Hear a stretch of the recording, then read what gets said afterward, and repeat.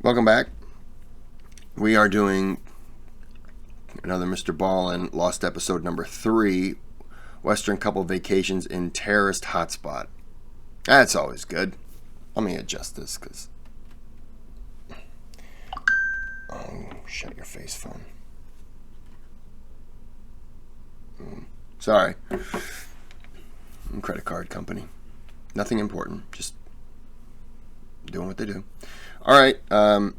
If you like this kind of stuff that I present to you, which is just reacting to, then like. If you like to continue watching it, subscribe. Or don't. Do your thing. I don't know why you're watching if you don't. But yeah, let's just get into this because he's always got... I'm loving the Lost episodes. So let's just get into it. Get this out of the way.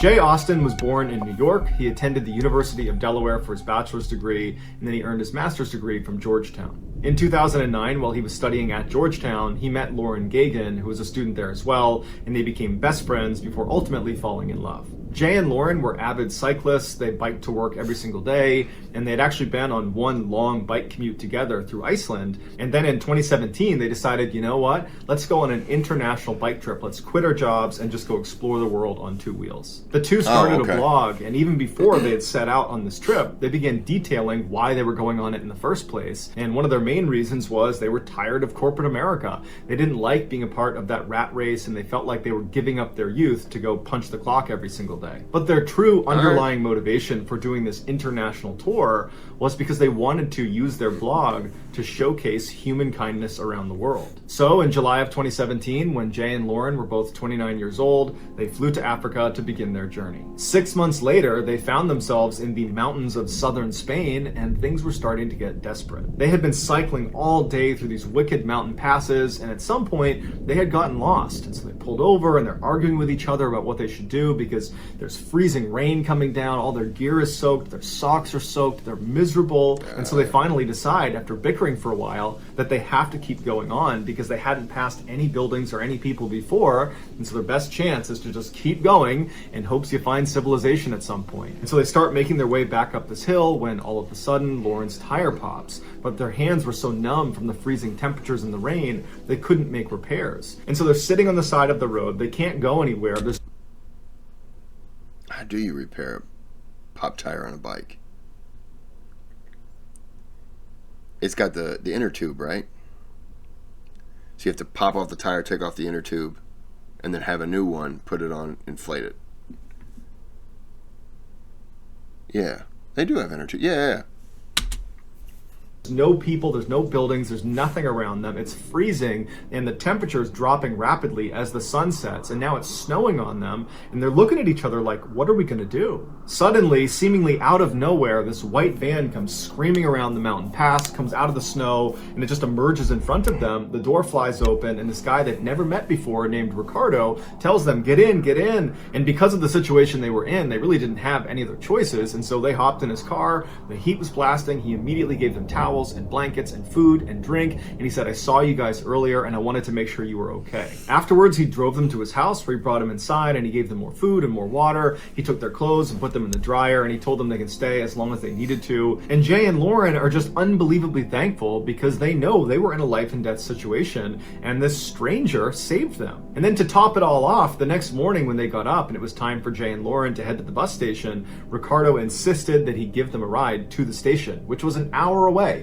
And then when they got there, he gave them 100 euros to make sure they had enough money for their bus fare. It was just a staggering level of human kindness that Jay and Lauren were caught off guard by, but in a way, they believed humans were fundamentally kind and that over the course of this journey, they were going to meet some incredibly kind and amazing people, and Ricardo was evidence of that. And for the most part, over the course of their journey, they became very accustomed to strangers being incredibly kind to them. Like on day 319 when they were in Kazakhstan and a man randomly approached them and gave them ice cream bars and just said bye and walked away. Or on day 342 when they had pitched their tent in the middle of this meadow in Uzbekistan and this family came came up to them with string instruments and they played a concert for them. And on day 359, when two girls wearing pigtails met them at the top of a pass in Kyrgyzstan to give them bouquets of flowers. In one of their How many days were they on the trip?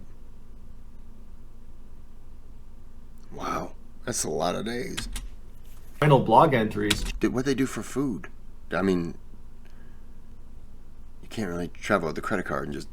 How did they pay their bills? I'm thinking about the wrong things on this story. I'm getting that now.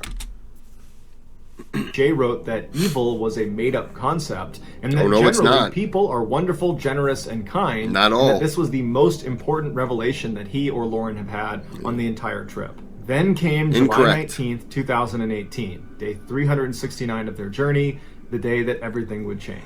At the time, the couple was in southwestern Tajikistan. While generally speaking, Tajikistan is considered to be relatively safe, there are definitely pockets within that country that are very dangerous because of terrorism. And one of those areas is southwestern Tajikistan, where Jay and Lauren were, which is right on the border of Afghanistan. So while Jay and Lauren, along with 5 other foreign tourists they had met, biked in formation down this panoramic stretch of road, a carload full of 5 ISIS fighters spotted them. These 5 fighters had recently filmed themselves saying they were going to slaughter the disbelievers, and so unfortunately, Jay, Lauren, and the other 5 tourists were just in the wrong place at the wrong time. The fighters came down onto the road and they began gunning it straight for the 7 cyclists, and right as they're about to pass them, they turned and barreled right into all 7 of them, knocking a number of them off of their bikes. The car left and turned around and came back up the road and ran over the now wounded and helpless cyclists that were scattered all over the place. And then after that, they hopped out and they attacked them with knives. Out of the 7 cyclists that were attacked, 4 were killed, 2 of which included Jay and Lauren. As for the attackers, the Tajikistan forces tracked them down and killed 4 of them, caught the 5th one, and he's in jail for life. So that's going to do it, guys. If you found the secret... Wow. Wow. That sucks. You got to kind of know where you're going, though, but that still sucks. They had too much faith in people, and not everyone is good. Wow. That sucks. Yeah, there's nothing good to say after that. So I'm just going to end it. And, wow. Yep. Thanks for watching.